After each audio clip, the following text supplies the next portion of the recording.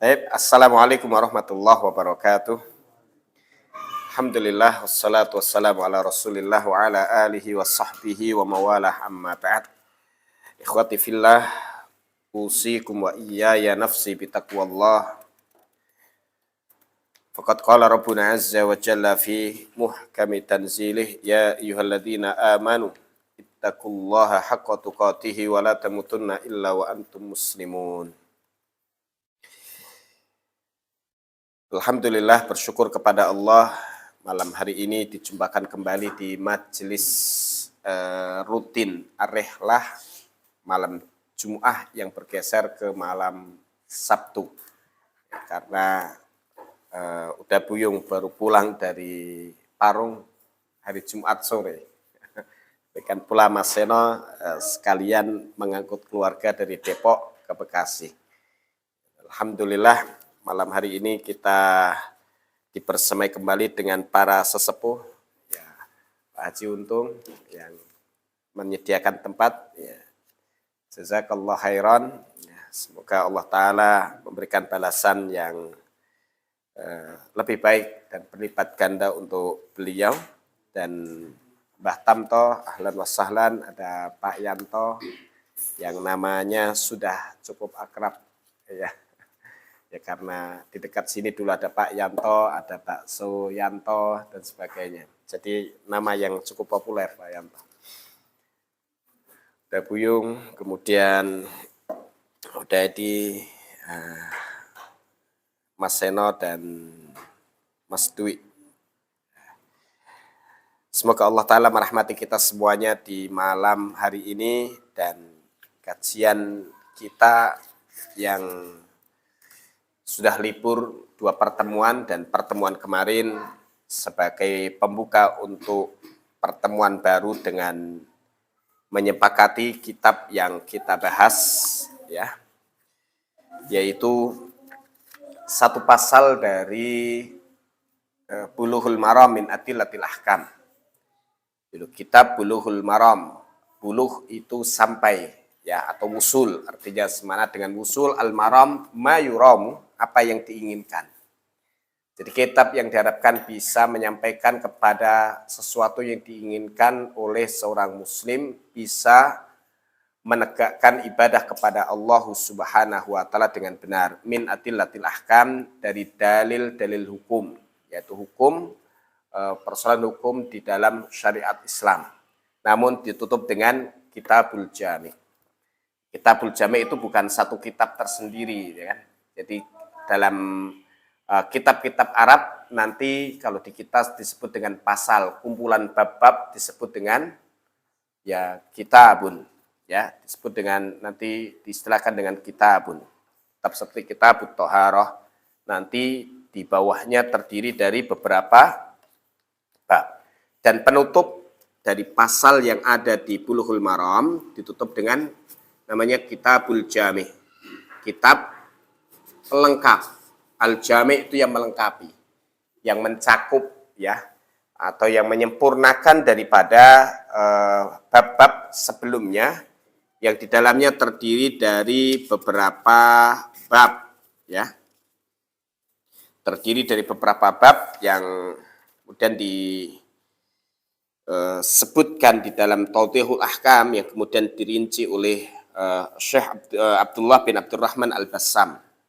Maka di sini di bawahnya ada keterangan pentakhrij, ya, pentakhrij, ya, yaitu yang meneliti hadisnya, ya, adalah Syekh Al-Bassam, ya. Beliau yang mengarang kitab judulnya Tawdihul Ahkam min Bulughil Maram. Ya, taudih itu penjelas al-ahkam, hukum-hukum, min Bulughil Maram, dari kitab Bulughul Maram. Atau bahasa mudahnya, ini adalah kitab syarah, kitab penjelas atas kitab Bulughul Maram min Adillatil Ahkam. Ada 4 jilid dan di hadapan antum sekalian adalah pasal terakhir. Kalau di Bulughul Maram hanya 1 jilid semuanya, tapi ini adalah pasal terakhir yang membahas tentang kelengkapan dari amaliyah kaum muslimin, ya, yang isinya bukan tentang hukum-hukum sebenarnya, tetapi ya di dalamnya terdapat 6 bab. Bab pertama tentang adab, yang kedua al-birru wassilatu, ya, perbuatan baik, ya, atau namanya albir di sini adalah birrul walidain wassilatu dan silaturrahim, ya. Kemudian az-zuhdu wal wara'u, zuhud dan wara'. Kemudian at-tarhib min masawi'il akhlaqi, ya, peringatan dari, ya, akhlak-akhlak yang buruk, atau bahasa yang dimau di sini adalah menjauhi akhlak-akhlak yang buruk. Kemudian at-targhib, anjuran fi makarimil akhlak, dalam akhlak-akhlak yang mulia. Kemudian bab yang keenam adzikru wa du'a'u, zikir dan doa. Jadi pasal ini terdiri dari 6 bab. Yang jumlah hadisnya adalah 131 hadis, ya. Maka nanti kalau menyelesaikan kitab ini atau bagian terakhir dari Bulughul Maram ini, maka berarti telah membaca 131 hadis. Hanya saja beliau Al-Hafidh Ibnul Hajar menyebutkan hadisnya tidak lengkap sebagaimana yang tertera pada kitab induknya. Ya, beliau ambilkan matannya. Ya, matan adalah isi hadisnya. Nanti ada sanad. Sanad adalah perawi-perawi yang meriwayatkan hadis. Itu namanya sanad. Ya, yang di depan sebelum Rasulullah SAW dari sahabat, ya, dari tabiin dan sebelumnya itu namanya sanad. Yang kemudian nanti yang terakhir rawahu al-Bukhari, rawahu Muslim atau akhrajahu al-Bukhari, akhrajahul Muslim. Ini dikenal dengan orang yang mengeluarkan hadis, ya, atau yang sering mungkin disebutkan nanti dalam penerjemah HS, hadis riwayat, ya, maksudnya yang diriwayatkan oleh beliau yang mengeluarkan hadis itu, ya. Ya. Dan para mukharij, ulama-ulama yang mengeluarkan hadis, mereka memiliki kitab-kitab hadis. Maka di sini nanti ada istilah khusus yang dipakai oleh, ya, Al-Hafidh Ibnul Hajar, dan ini tidak didapatkan di kitab lain. Maka ini pentingnya membaca muqaddimah dari sebuah kitab. Jadi muqaddimah ini adalah kita membaca maksud, ya, dan catatan-catatan dari penulis terhadap kitab yang ditulisnya. Kalau tidak membaca muqaddimahnya bisa salah paham. Ya, bisa salah paham.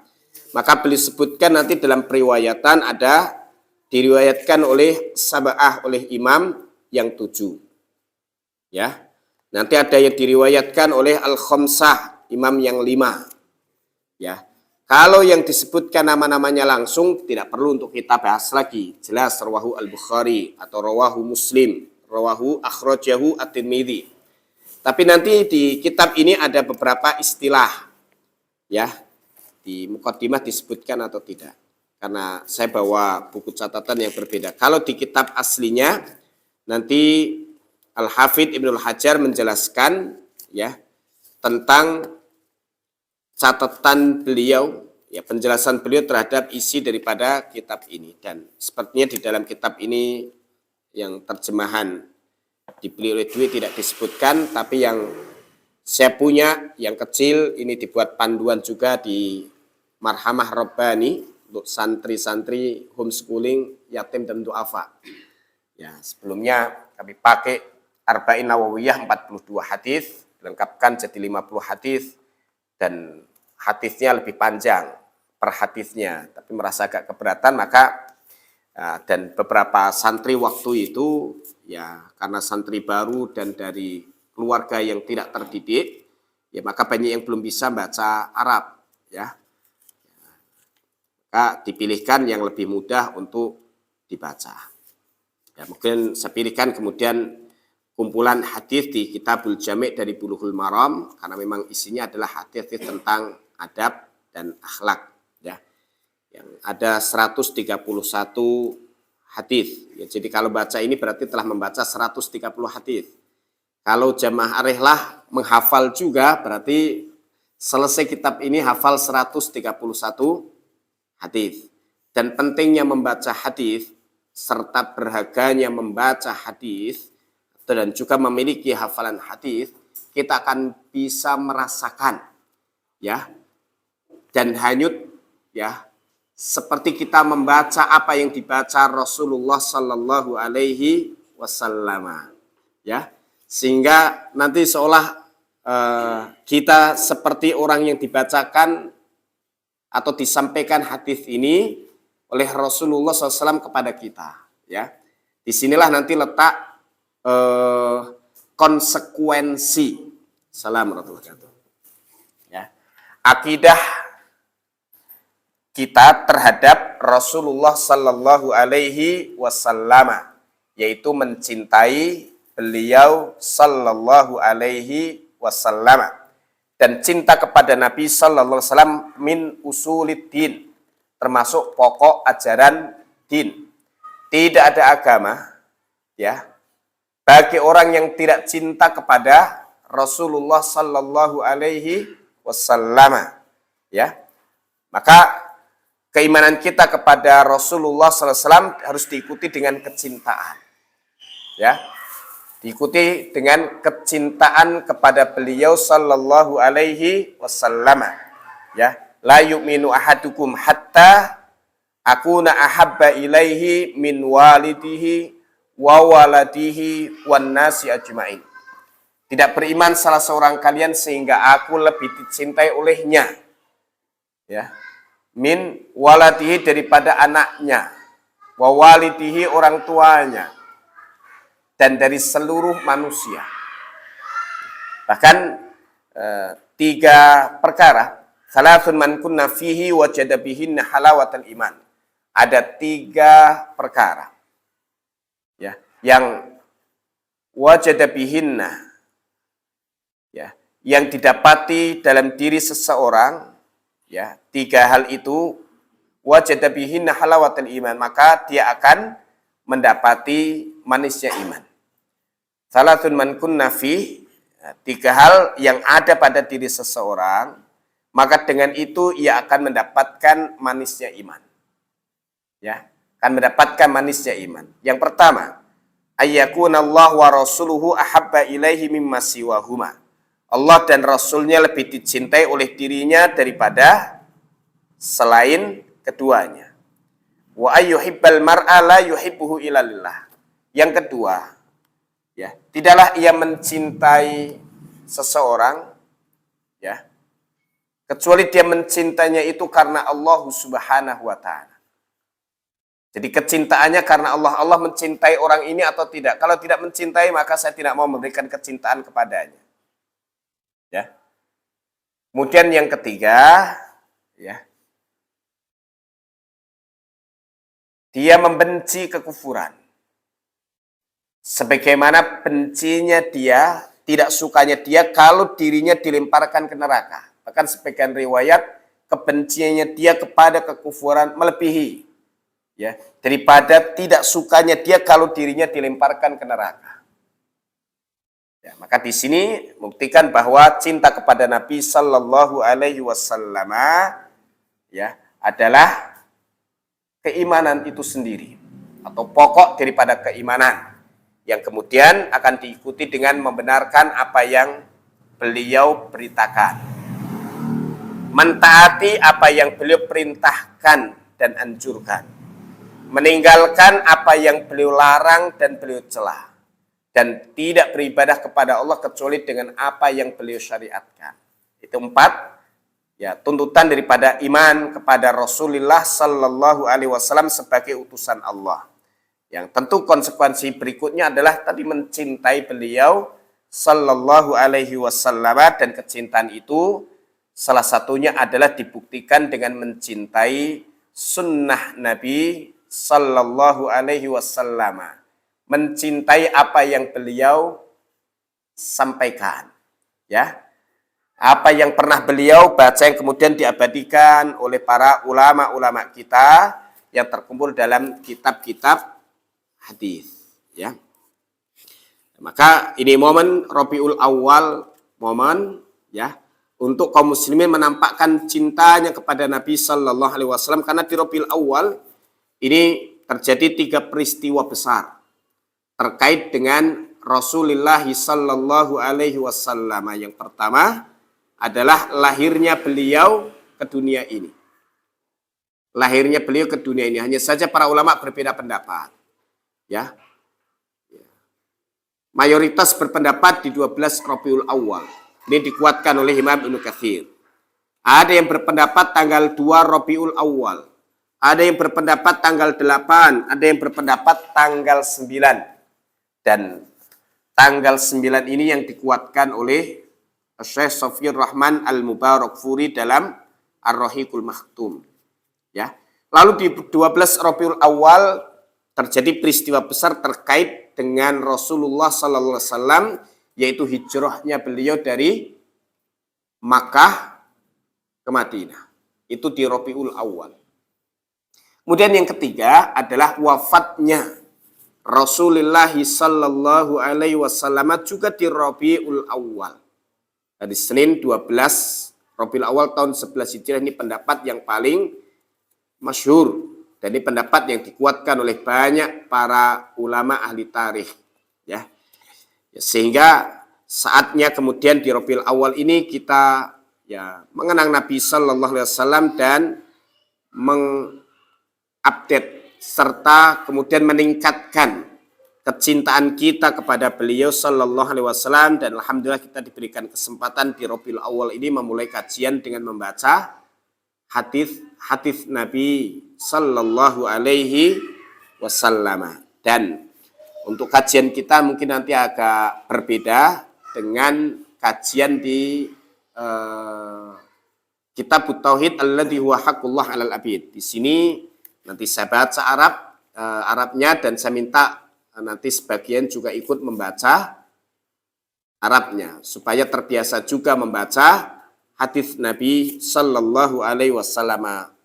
Syukur nanti semua siap untuk menghafalnya dan siap setoran hafalan. Baik. Ada beberapa istilah di dalam Bulughul Maram ini dari mukharijnya, dari imam yang mengeluarkan hadisnya atau mukhrijnya yang mengeluarkan hadis ini, atau nanti yang tertulis yang meriwayatkan hadis ini, ya. Ada yang disebut dengan imam yang 7 atau as-sab'ah. Nanti akhrajahu as-sab'ah atau rawahu as-sab'ah, diriwayatkan oleh imam yang 7. Yang dimaksud 7 adalah Imam Ahmad dalam musnadnya, kemudian Imam Al-Bukhari dalam sahihnya, Sahih Al-Bukhari. Nanti juga nama kitabnya adalah Al-Jami' juga. Maka di sini kok langsung diberi judul Al-Jami' atau matan kitab Al-Jami'. Dikira ini nanti ini kitab yang berdiri sendiri, ya. Padahal ini adalah salah satu pasal dari Bulughul Maram, ya. Nanti ada juga kitab Jami'ul Ulum wal Hikam yang ditulis oleh Al-Hafidh Ibnu Rajab Al-Hambali. Beliau yang mensyarah pertama Sahih Al-Bukhari dengan judul Fathul Bari, tapi tidak rampung. Kemudian disusun ulang dengan judul yang sama, ya, oleh Al-Hafidh Ibnu Hajar Al-Asqalani. Kalau pakai Al-Asqalani maka menyebutnya Ibnu Hajar. Ya. Ibnu Hajar. Al-Asqalani dari negeri Asqalan. Ya. Yang dekat Iran sana kan, Al-Asqalani. Kalau Ibnu Hajar, karena Ibnu Hajar nanti ada beberapa nama lain, ya. Ibnu Hajar Al-Haytami misalnya. Ya, tapi kalau disebutkan dengan ma'rifah Ibnul Hajar, Ibnu Al-Hajar, berarti maksudnya adalah Al-Hafidh Ibnul Hajar, yaitu Al-Hafidz Ibnu Hajar Al-Asqalani, pengarang Bulughul Maram, pengarang Fathul Bari, ya itu. Atau kadang sering disebut dengan Al-Hafidz. Kalau Al-Hafidz itu adalah Ibnu Hajar, ya. Tapi kalau Al-Hafidz lainnya akan disebutkan namanya. Tapi kalau dijelaskan oleh Al-Hafidz, yang dimaksud Al-Hafidz di situ adalah Ibnu Hajar, ya. Karena yang paling dominan dengan gelar Al-Hafidz, ya, dan dijadikan rujukan oleh banyak para ulama adalah Al-Hafidz Ibnu Hajar. Walaupun yang lain juga bergelar Al-Hafidz. Sama seperti kitab Al-Musnad, disebutkan dalam Al-Musnad, maksudnya adalah Musnad lil Imam Ahmad bin Hambal. Nanti ada ulama-ulama lain yang menulis juga Al-Musnad. Ya.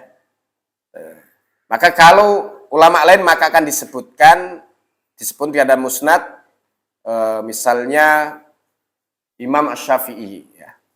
Ya. Kalau disebutnya Al-Musnad saja, maka itu adalah diriwayatkan oleh Musnad atau disebutkan dalam Musnadnya Imam Ahmad bin Hambal. Ya.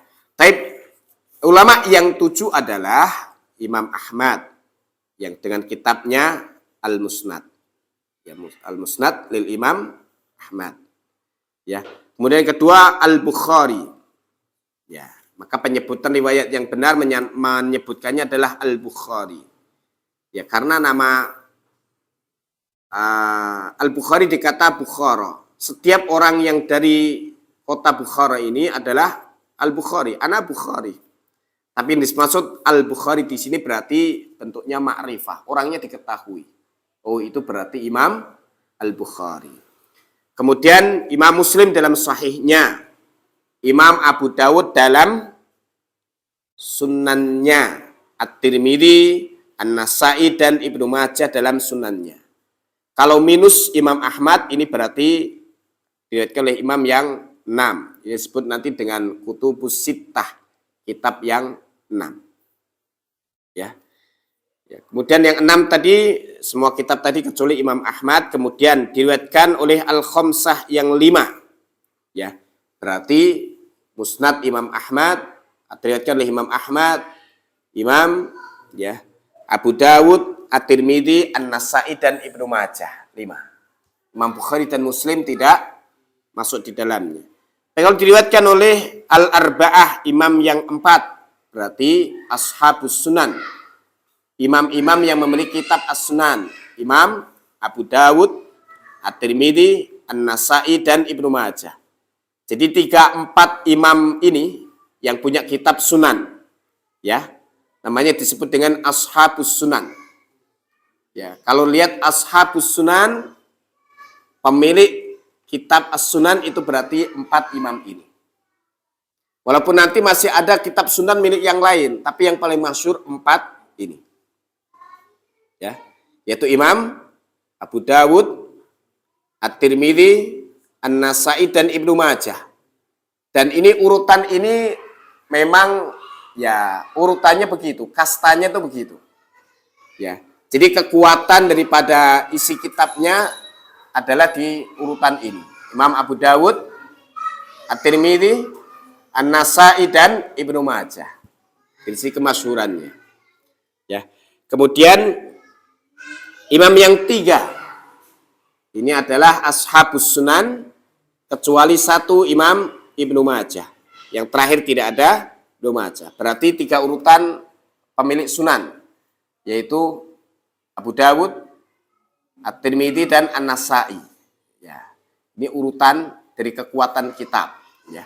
Maka minus 1 yang paling bawah. Kemudian kalau muttafaqun alaih adalah hadis yang diriwayatkan oleh Imam Bukhari dan Muslim dalam sahih keduanya. Muttafaqun alaih itu artinya muttafaqun, disepakati atasnya, yaitu atas hadis ini. Yaitu hadis yang disepakati kesahihannya. Nanti hadis sahih tingkatan yang paling tinggi adalah muttafaqun alaih. Jadi kalau muttafaqun alaih dan itu benar-benar tertera dalam Sahih Bukhari dan Sahih Muslim, tidak diragukan lagi kesahihannya. Ini tingkat sahih yang paling tinggi. Dan di bawahnya adalah Sahih Bukhari, Sahih Muslim, ya kemudian kitab yang diriwayatkan oleh imam-imam yang lain, ya. Difahami ini, walaupun nanti dalam istilah sebagian ulama yang disebut muttafaqun alaih itu kalau disepakati, artinya diriwayatkan oleh Imam Bukhari dalam sahihnya, Imam Muslim dalam sahihnya, dan juga diriwayatkan oleh Imam Ahmad dalam musnadnya.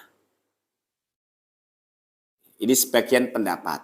Tapi pendapat yang paling masyhur muttafaqun alaih kalau diriwayatkan oleh Imam Bukhari dan Muslim. Dan nanti ada pada istilah penggunaan di kitab tertentu ya dengan istilah muttafaqun alaih. Di kitab yang lain nanti catatan tidak disebutkan muttafaqun tapi disebutkan dengan akhrajal Bukhari wa Muslim. Itu sama dengan muttafaqun alaih. Lah muttafaqun alaih itu sama dengan ma rawahu al-Bukhari wa Muslim yang diriwayatkan oleh Imam Bukhari dan Muslim. Difahami ini? Jadi kalau hadis muttafaqun alaih itu pasti sahih. Hanya saja di zaman kita ini banyak fitnahnya. Fitnah ilmu, fitnah amanah. Sehingga ada orang yang menyebutkan muttafaqun alaih asal ngomong saja. Ini hadis riwayat muttafaqun alaih. Ya. Kecuali dia jiplak dari Bulughul Maram. Kita yakin Bulughul Maram hadis sekian, riwayatnya muttafaqun alaih, percaya kita. Ya kan? Tapi kalau asal orang ngomong muttafaqun alaih, baru kita cek di mana muttafaqun alaihnya. Imam Bukhari di sahihnya adakah? Kemudian di Sahih Muslim adakah? Kalau ada ya saya terima. Ini pasti sahih. Dari sisi sanad pasti sahih. Ya. Tetapi nanti dalam pemahaman masih ada perbedaan pendapat lagi, ya, atau masih ada bahasan tersendiri lagi. Difahami ini, ya. Ini di dalam muttafaqun alaih. Jadi hadis kalau muttafaqun alaih itu pasti sahih. Itu kalau disebutkan oleh para ulama dalam kitabnya. Tapi kalau orang sekarang penceramah muttafaqun alaih, ya beneran muttafaqun alaih atau tidak? Kalau muttafaqun alaih pasti sahih. Tapi banyak orang kemudian maunya ucapannya diterima, tapi kemudian langsung mengucapkan hadisnya muttafaqun alaih. Jadi paham makna muttafaqun alaih? Apa maksudnya muttafaqun alaih tadi? Ya, maknanya. Ya. Muttafaqun alaih maknanya apa? Ya, muttafaqun alaih itu yang disepakati atasnya, disepakati kesahihannya, yaitu hadis yang diriwayatkan oleh Imam Bukhari dan Muslim dalam sahih keduanya. Ini istilah-istilah di dalam ilmu hadis yang cukup panjang. Sebelum lanjut ada pertanyaan. Iya, Imam Bukhari. Nanti dari masing-masing punya kelebihan, ya. Imam Al-Bukhari ada kelebihan dari sisi riwayatan, tapi beliau ada juga kelemahan di bidang lain, terutama dari sisi nanti dilalahnya. Ya. Maka kalau ingin memperdalam biografi para ulama ada cukup banyak kitab, yang salah satunya adalah 60 biografi ulama ya salaf.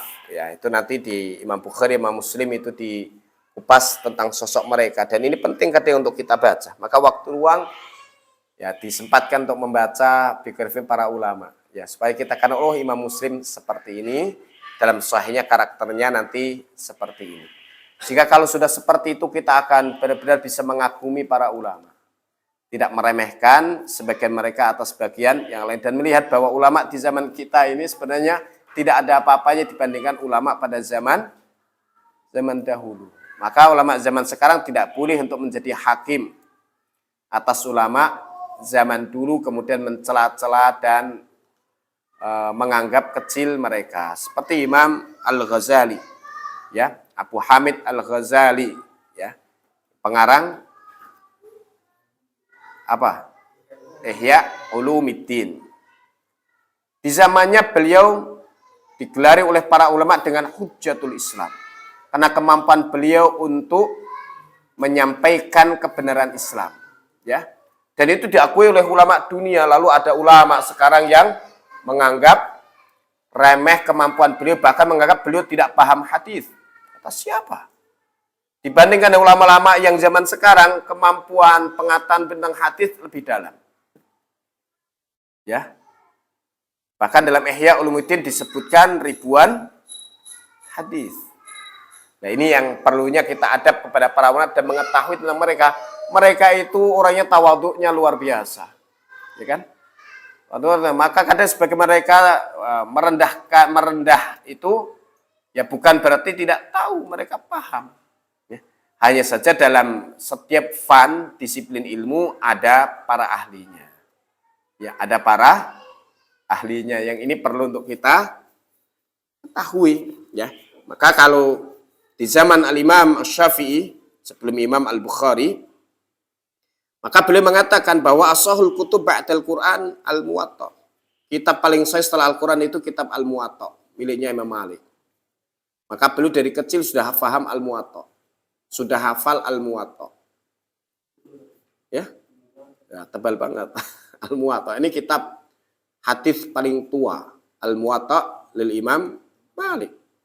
Tapi soal zaman Imam Al-Bukhari, zaman penulisan, zaman tadwin, pembukuan keilmuan, ya, maka kemudian didapati perkembangan daripada disiplin-disiplin ilmu ashal kutub ba'dal Quran Sahih Al-Bukhari.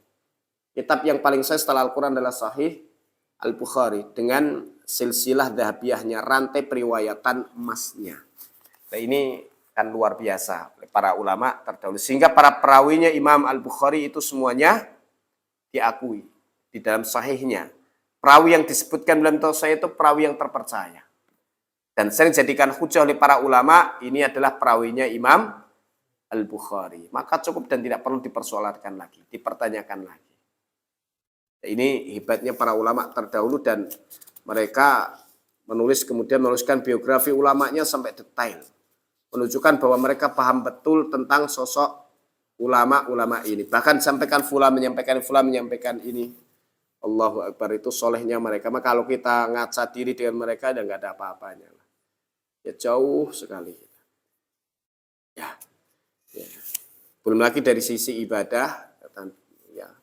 Waktu mereka mendalami ilmu, luar biasa. Ibadah mereka luar biasa. Adab dan akhlak mereka luar biasa. Ya. Ya, Allah limpahkan keberkahan di zaman mereka. Di zaman kita keberkahannya banyak hilang karena banyak maksiatnya. Banyak orang orientasi duniawi. Bahkan dalam berdin pun juga orientasinya dunia. Ini musibah kita. Nah, baik. Syarahnya setebal ini sebenarnya. Jadi ini syarahnya dari Tawdihul Ahkam min Bulughil Maram. Jadi kitab asli segini, kemudian syarahnya masih dalam bentuk bahasa Arab segini. Kalau diterjemahkan mungkin setebal ini juga. Itu syarahnya. Dan syarah daripada Bulughil Maram itu cukup banyak. Ada Subulus Salam Imam As-San'ani, ya, dan ada beberapa kitab syarah lainnya. Saya bawakan Tawdihul Ahkam karena ini termasuk syarah yang cukup sistematis, ya. Kalau di Imam As-San'ani Subulus Salam itu nanti ya belum sistematis, dia semua dijelaskan dan penjelasannya sangat panjang sekali, menunjukkan keluasan ilmu dari pensyarahnya. Maka sering keterangan atau penjelasan dalam Subulus Salam ini jadikan rujukan dan referensi para ulama. Ini termasuk kitab syarah yang tertua.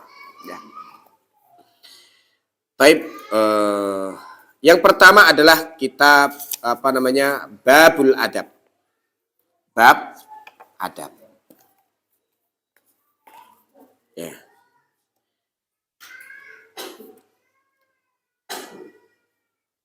Dari aduba, ya dabu adaban, ya, yaitu adiban fi khuluqin, orang yang ya terbina dalam akhlaknya, perilakunya, au ilmin, atau dalam ilmunya. Yang disampaikan oleh Ibnu Hajar dalam Fathul Bari, al-adab istimalu ma yuhmadu qaulan wa fi'lan. Adab adalah penggunaan sesuatu yang terpuji, baik itu bentuknya perkataan dan juga perbuatan, yang maknanya serupa dengan al-akhdhu bi makarimil akhlaq, mengambil akhlak yang mulia. Jadi adab itu sama dengan ya akhlak yang mulia. Orang beradab berarti orang yang berakhlak mulia. Ya. Wa huwal hadyul ladzi kammalallahu bihi nabiyahu Muhammadan sallallahu alaihi wasallam. Dia adalah petunjuk yang Allah sempurnakan dengannya Rasulnya Nabi Muhammad sallallahu alaihi wasallam. Ya, ini makna adab oleh Ibnul Hajar semakna dengan akhlak karimah. Ya, seperti dalam firman Allah Ta'ala surah Al-Qalam ayat yang keempat. Wa innaka la'ala khuluqin azim. Wa innaka la'ala khuluqin azim. Ya. Dan sesungguhnya engkau wahai Muhammad benar-benar berada di atas akhlak yang agung. Ya, perilaku yang agung, maksudnya adab beliau itu sangat baik. Akhlaknya sangat mulia. Dari sini adab semakna dengan akhlak mulia. Lalu Aisyah radhiyallahu taala anha mensifati akhlak beliau sallallahu alaihi wasallam dengan kana khuluquhul Quran. Akhlaknya Nabi sallallahu alaihi wasallam adalah Al-Quran. Itu ejawantah bentuk nyata dari Al-Qur'anul Karim. Ya. Maka akhlak yang mulia itu dibangun di atas nilai-nilai Quran. Ini hadits riwayat Muslim.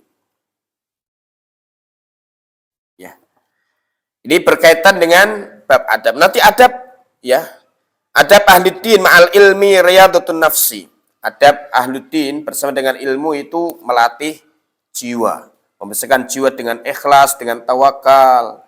Kemudian ya menata anggota badan ya dan memperbaiki tabiat-tabiat kebiasaan. Ya. Wa hifdzul hudud, menjaga batasan-batasan, tidak mengerjakan yang haram, meninggalkan syahwat ya, satu kesenangan-kesenangan yang ya menjauhkan dari ya syariat. Wa tajannubus syubhat, dan menjauhi syubhat, menjaga hati dan ya samanya batin dengan lahir, istiwa ussarirati wal alaniyah. Ya, apa balance-nya, seimbangnya, samanya antara kondisi batin dengan lahirnya. Lahirnya baik, batinnya ikhlas, benar-benar berharap kepada Allah Ta'ala, jujur, tulus, nah itu semuanya lahir dan batin itu sama. Itulah adab, ya. Maka di sini adab tidak hanya dibatasi pada perilaku-perilaku lahir, tapi sejatinya adab itu muncul dari batin, ya, yang terhubung kepada Allah Subhanahu wa Ta'ala, sehingga keinginan-keinginan jiwa semuanya terarahkan. Ya, kemudian perbuatan pun juga ya terarahkan, yang kemudian tabiat kebiasaan menjadi ya tertata dengan baik. Nah, ini terkait dengan adab. Imam Al-Ghazali mengatakan al-khuluqul hasan sifatus sayyidil mursalin. Akhlak yang bagus adalah sifatnya Rasulullah sallallahu alaihi wasallam, pemimpinnya para mursalin. Sementara akhlak yang buruk adalah racun pembunuh, ya, yang merusak. Fa husnul khuluqi huwa suratul batinatu fil insan. Akhlak yang baik, perilaku atau tindak tanduk yang baik di bahasa kita. Ya, kalau al-khuluq ini terkait dengan perbuatan, gerakan, tapi kalau al-khalqu terkait dengan bentuk tubuh. Tinggi, pendek, ganteng, hitam, putih, itu al-khalqu, penciptaan. Tapi kalau al-khuluqu, ya, sesuatu yang akan menyempurnakan dari akhlak itu berupa perbuatan dan perilakunya. Kalau ini baik, orang yang kulitnya hitam pun juga akan menjadi mulia dan disanjung. Adalah gambaran batin seseorang, ya. Dan inilah yang kemudian di dalam Islam tidak ada akhlak yang baik kecuali dimiliki oleh orang beriman. Ya. Maka adakah orang non muslim yang akhlaknya baik? Tidak ada. Ya.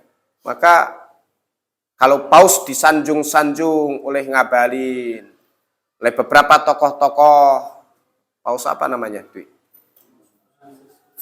Fransiskus, ya, yang datang beberapa pekan lalu ke Indonesia, dianggap orangnya sederhana karena naiknya Innova Zenith. Ya, padahal di kita Innova Zenith di Indonesia ini, nah itu narasi yang dibangun oleh mereka. Karena memang bisa naiknya itu kalau naik sedan, nggak bisa masuk karena pakai kursi roda. Bisa sanjung orangnya pemurah dan sebagainya. Ya, salah pikir, Mbak. Pikirannya yang sudah banyak rusak. Ya, Nasaruddin Umar. Istiqlal, ya samalah karena kawannya juga yang seperti yang kemudian ya Paus itu juga mengkampanyekan LGBT, ya, dan juga mengkampanyekan ya pluralisme agama dan seterusnya. Jadi tidak ada yang sebut dia berakhlak mulia, enggak. Mungkin etikanya baik, ya silakan, tapi bukan akhlaknya. Akhlak mulia hanya dimiliki kalau dibangun di atas iman. Maka akmalul mu'minina imanan ahsanuhum khuluqah. Ya, orang mukmin yang paling sempurna imannya adalah yang paling bagus akhlaknya. Karena akhlak yang muncul dari orang beriman dan bentuk ucapan dan perbuatan itu lahir dari keimanan yang ada di dalam qalbi. Dan itu realisasi dari keimanan dalam hati. Kenapa kok berkata yang baik menjaga diri dan berkata yang buruk, tidak membalas mencaci ketika dicaci? Berharap keridhaan Allah Ta'ala setiap ucapan itu tercatat. Dan Allah Ta'ala mengawasi, membedakan yang wala tastawil hasanatu wala sayyi'ah. Tidak sama yang buruk dengan yang baik. Yang berbuat buruk, ya catatannya buruk. Yang kemudian membalas dengan omongan baik, catatannya baik.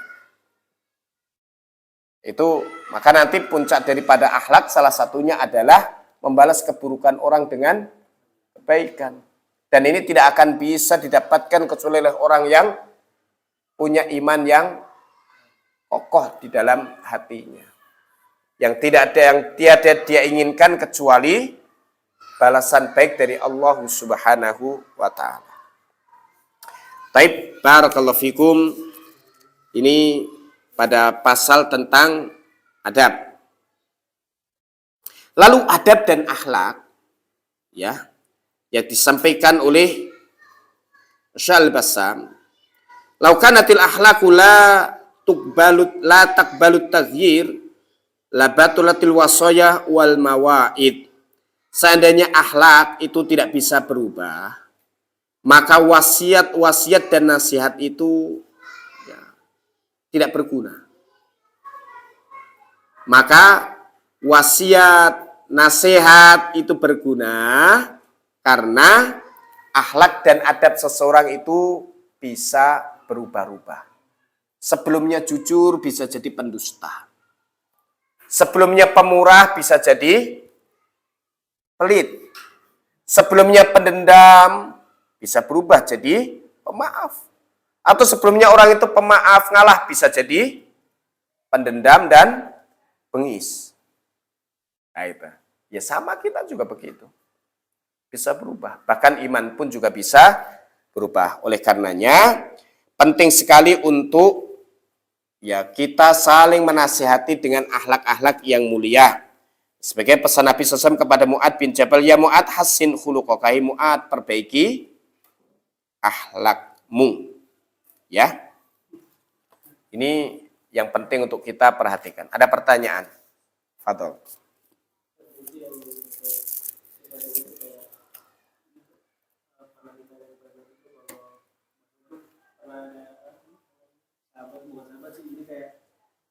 Orang yang lebih teman Nabi itu dia tuh sama sekali itu baik banget kayak misalkan ini dermawan pokoknya sampai Aisyah tuh bilang Nabi kayak biar dulu lah karena dia kan orangnya baik pada pakai Nabi itu di sana bakalan dapat Iya. terus nah itu masuk ke anak atau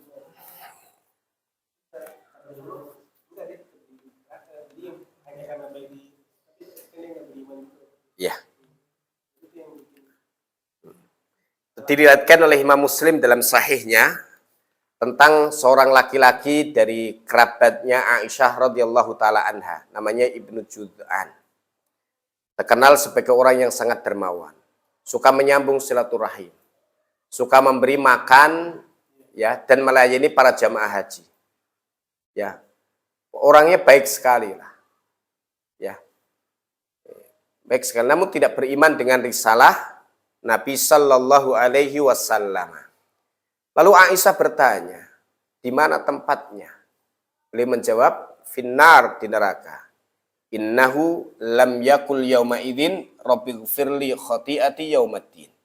Karena tidak pernah satu hari pun dia berucap, ya Allah, ya wahai Tuhanku, ampuni kesalahanku pada hari pembalasan. Karena dia tidak beriman kepada akhirat. Ya, yang berarti dia bukan kalangan orang beriman. Dia tidak punya iman, maka kebaikan sebanyak apapun yang pernah dia kerjakan itu akan sia-sia. Tidak akan berguna untuknya di sisi Allah Subhanahu wa taala.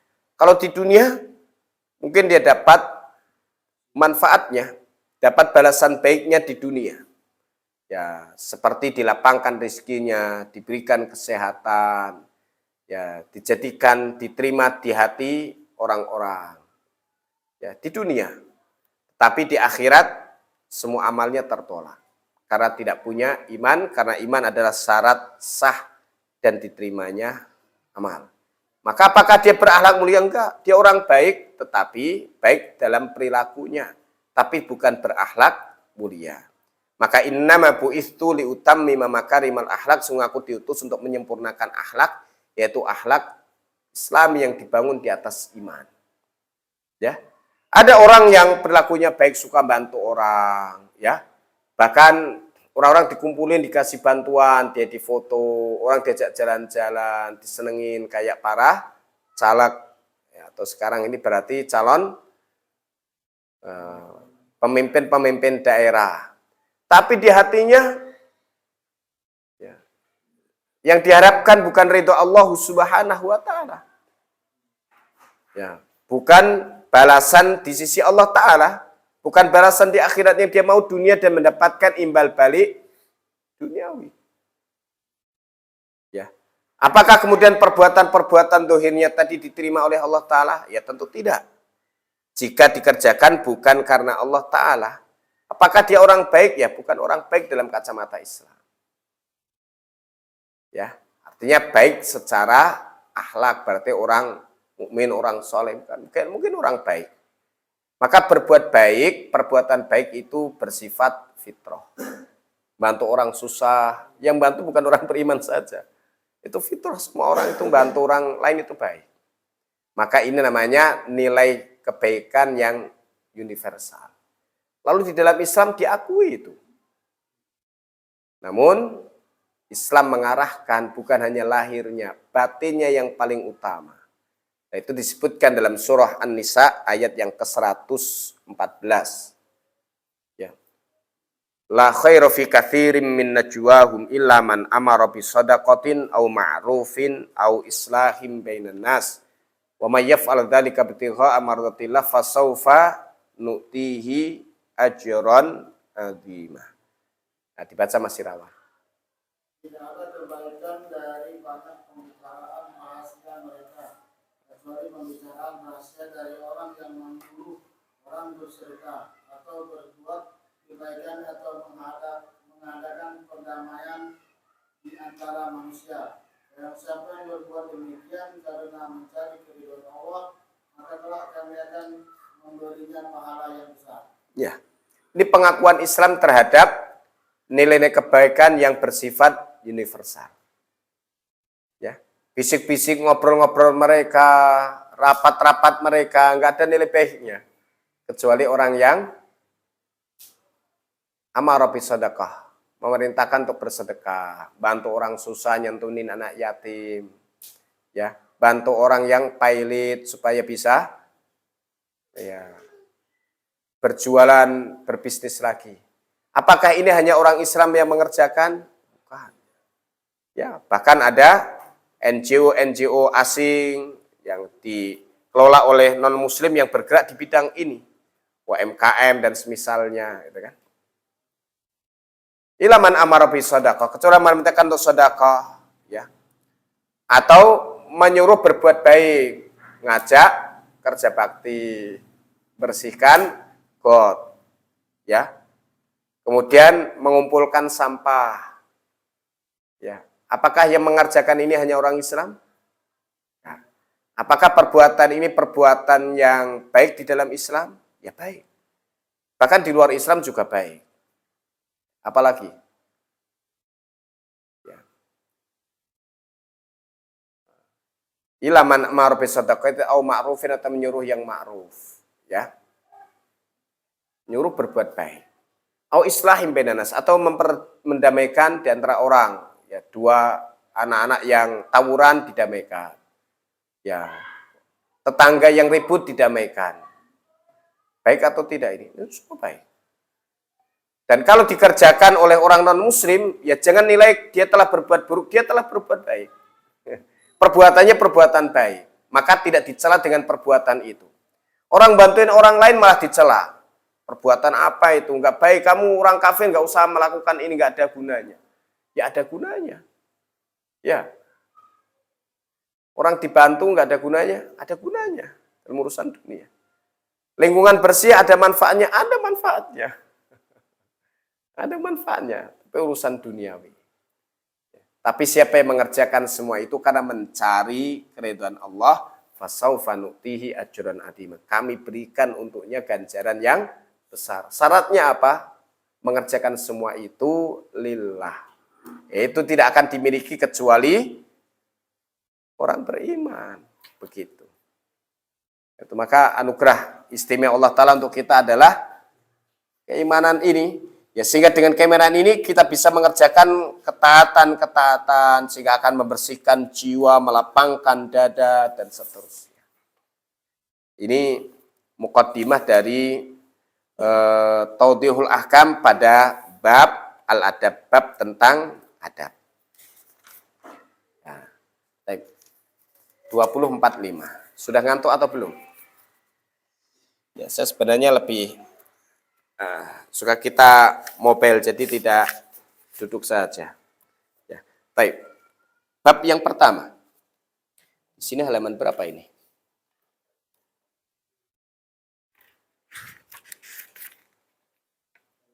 Halaman 22. Hadis yang pertama. Ada berapa jumlah hadisnya, Mas Irawan? Ada berapa jumlah hadisnya? Nah, jangan dicari, tadi sudah disampaikan. 131. Jadi kalau hafal sini, hafalin semuanya, hafal 131. Oh, belum datang Mas Irawan ya? Tadi belum datang ya? Oh, 131. Ya, soalnya baca hadis beda sama baca Al-Qur'an. Baca hadis beda sama baca Al-Qur'an. Nanti baca hadis Nabi Hurairah radhiyallahu anhu. Baik. Hadis pertama. Bismillahirrahmanirrahim. Ikuti. An Abi Hurairah radhiyallahu anhu Qala. Sebentar. Oh ini qala satu berarti sama ini. Baik. An Abi Hurairah radhiyallahu anhu. Qala Rasulullah sallallahu alaihi wasallam.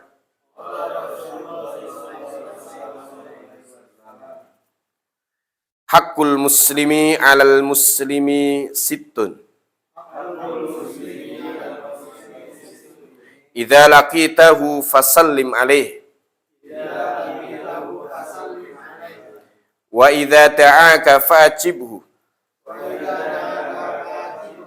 Wa idza stansahaka fansahhu.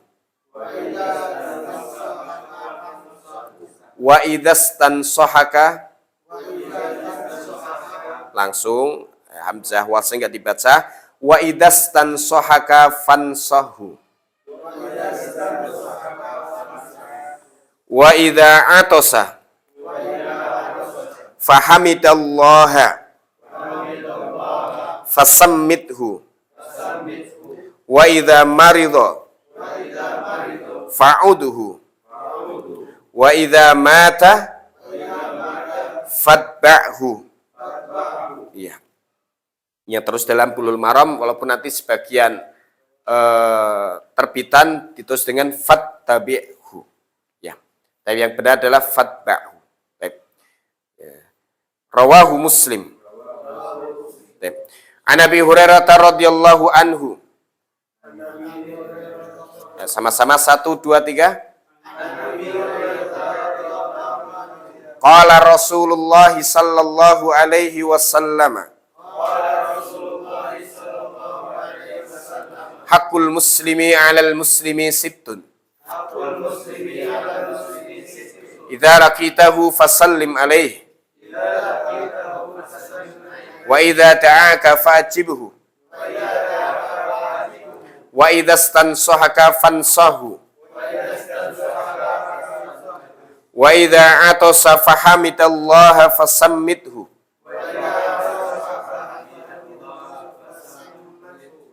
Fasammithu. Wa idza marida fa'udhu. Wa idza mata fatba'hu. Rawahu Muslim. Iya. Dibaca dari sendiri dah. Ya, fasammithu. Mana? Fasammithu itu harokatnya di bawah tasdid itu bacanya kasrah, Mbah.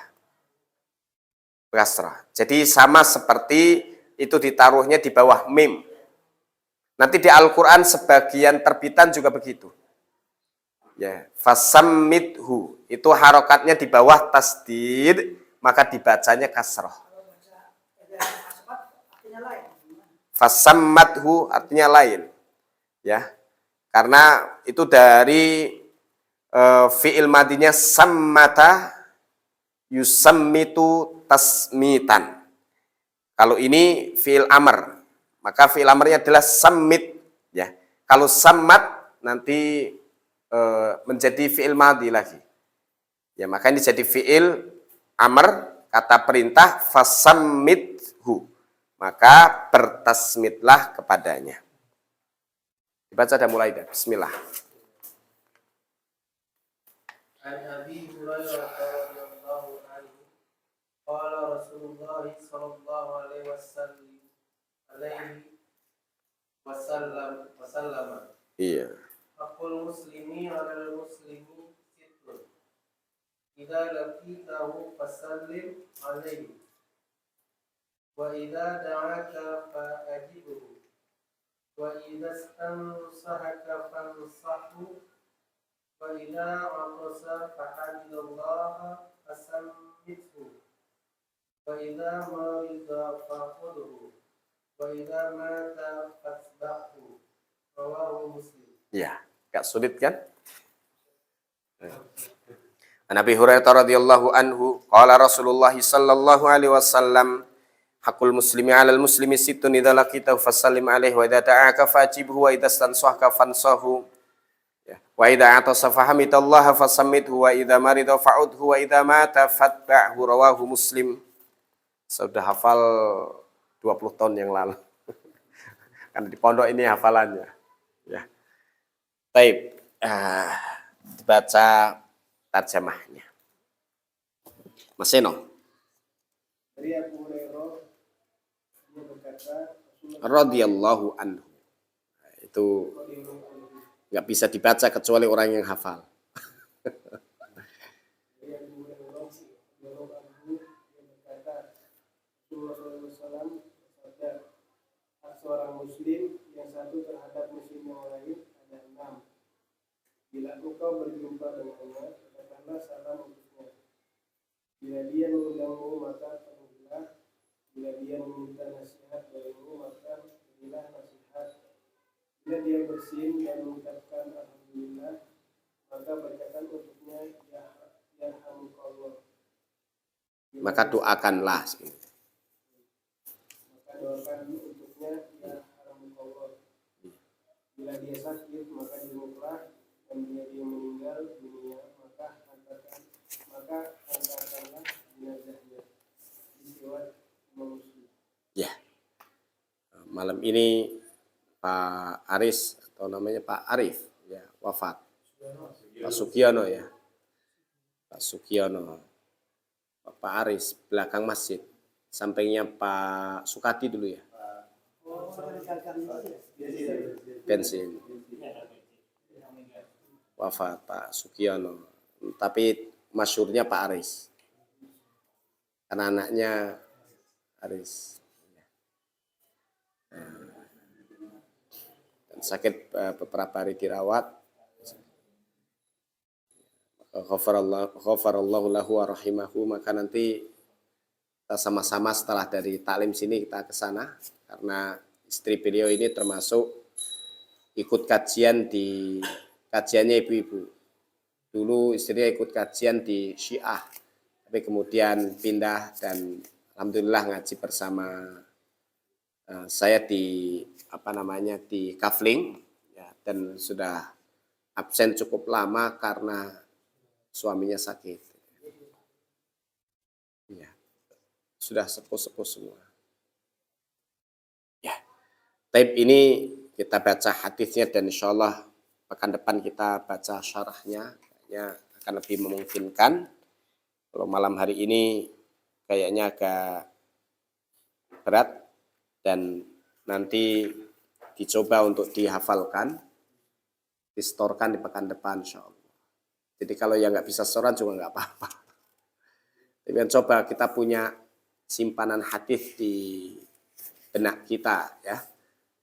Ya Mbak, jadi supaya itu jadi bukti bahwa kita cinta kepada Rasulullah SAW dan ini salah satu daripada apa yang beliau sabdakan. Beliau pernah bersabda seperti itu tuh. Ya. Wa hakul muslim alal muslim situn. Nanti dalam riwayat yang lain hakul muslim alal muslim khamsun. Ya, dan di sini ini disebutkan dengan bagian-bagiannya yang sangat lengkap di hadis riwayat Muslim. Dan nanti pertama yang dibahas adalah tentang salam. Dan ini sepertinya dulu saya pernah menyampaikan tentang salam atau belum? Ya pernah, cuman hanya ringkas saja tentang salam. Tapi ini memiliki kedudukan yang sangat istimewa di dalam din ini. Dia bagian daripada syiar. Ya, dia adalah salah satu bentuk tahiyah penghormatan. Dulu di kitab Tauhid, para sahabat ketika akan menghormati Allah Ta'ala, menghormat kepada Allah Ta'ala dalam sholat, mereka mengucapkan Assalamu alallah. Semoga salam keselamatan ya terlimpah kepada Allah. Ya, jadi Allah didoakan oleh para sahabat. Karena salam itu isinya adalah doa. Lalu Nabi SAW mengajarkan bahwa Allah itu adalah as-salam. Maka Allah tidak boleh didoakan, tidak butuh didoakan, dan nggak boleh diucapkan salam kepada Allah Ta'ala. Lalu bagaimana cara menghormat kepada Allah Ta'ala di dalam sholat kita? Nah, maka dari situlah kemudian Nabi SAW mengajarkan dengan bacaan at-tasyahud. Yaitu bacaan untuk menghormat dan memuliakan ya serta mengagungkan Allah Subhanahu wa taala dalam salat kita. At-tahiyyatu lillah. Ya. Nanti ada ujiannya juga. Bagaimana jamaah rehlah membaca bacaan at-tahiyyat. Jangan at-tahiyyatu lillah wassalawatu wattayyibat. At-tahiyyatu lillah. Taknya jadi panjang. Itu sudah berubah makna. Tapi at-tahiyyatu lillah wassalawatu wattayyibat. Assalamu alayka ayyuhan nabiyyu wa rahmatullahi wa barakatuh. Assalamu alayna wa ala ibadillahi salihin. Asyhadu an la ilaha illallah wa asyhadu anna Muhammadar Rasulullah. Atau at-tahiyyatul mubarakatus salawatut tayyibatu lillah. Assalamu alayka ayyuhan nabiyyu wa rahmatullahi wa barakatuh. Assalamu alayna wa ala ibadillahi salihin. Asyhadu an la ilaha illallah wa asyhadu anna Muhammadar Rasulullah. Yang pertama tadi wa asyhadu anna Muhammadan abduhu wa rasuluh. Itu dua kalimat, dua redaksi bacaan tasyahud. Dan tasyahud itu sampai asyhadu an la ilaha illallah wa asyhadu anna Muhammadan abduhu wa rasuluh. Itu tasyahud. Yang setelahnya sholawat. Ya, setelahnya sholawat. Tasyahud itu sampai di situ. Karena yang dibaca adalah asyhadu an la ilaha illallah wa asyhadu anna Muhammadan abduhu wa rasuluh. Nah, sababul wurud, sebab munculnya hadis bacaan tasyahud, para sahabat itu mengucapkan salam kepada Allah. Assalamu alallah. Dan itu ada dibahas di dalam kitab Tauhid dan bahasanya sudah selesai. Nggak tahu, karena waktu itu nggak ada absennya, yang hadir siapa, yang tidak hadir siapa. Iya. Pas waktu itu hadir atau enggak? Mas Irawan?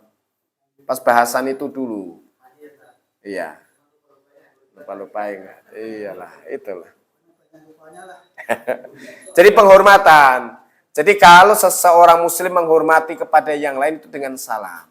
Maka nanti ada hadits berikutnya nanti di bawahnya adalah tidak boleh mendiamkan saudaranya lebih 3 hari. Wa khairuhuma alladzi yabda'u bisalam. Yang terbaik dari keduanya yang pertama ngucapin salam. Kalau sudah ngucapin salam berarti tidak boleh ada kepalsuan. Nggak boleh lagi ada benci, dendam, masih musuhan. Saya salam karena ini tugas syariat, tapi kita masih musuhan. Nggak bisa. Ya, jadi kalau sudah salam itu harusnya nggak ada musuhan. Kayak suami istri kalau mau damai ucapin salam. Kakak beradik kalau ribut mau damai ucapin salam. Kalau sudah ngucapin salam, udah berarti harusnya damai. Karena melibatkan keselamatan untuk saudaranya, rahmat, keberkahan untuk saudaranya, dengan melibatkan Allah Ta'ala. Masa mendoakan semoga Allah memberikan keselamatan, rahmat, dan keberkahan untukmu. Tapi maksud hati, semoga kamu celaka, semoga kamu bangkrut, semoga kamu binasa.